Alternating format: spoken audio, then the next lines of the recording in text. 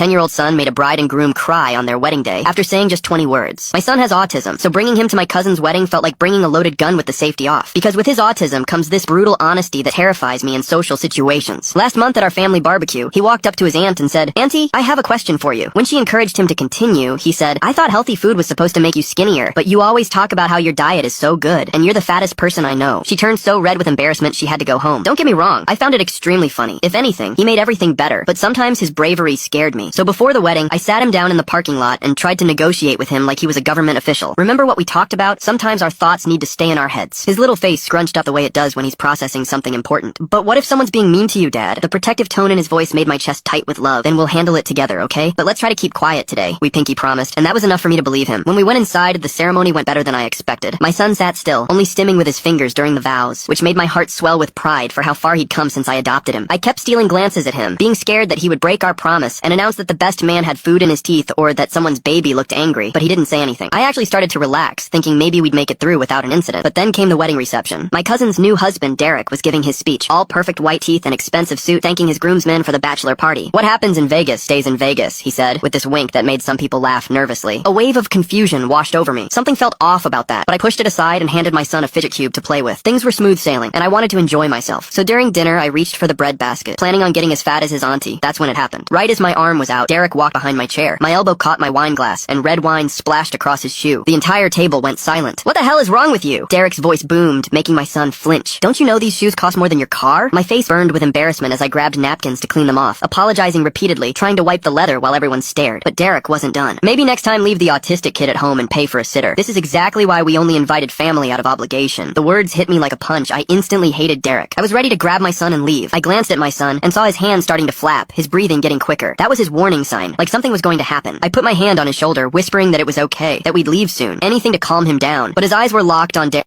Scan the QR code to download TikTok. The subsequent story endings are explosive and full of hidden surprises waiting for you. You can also get rewards by creating a new account.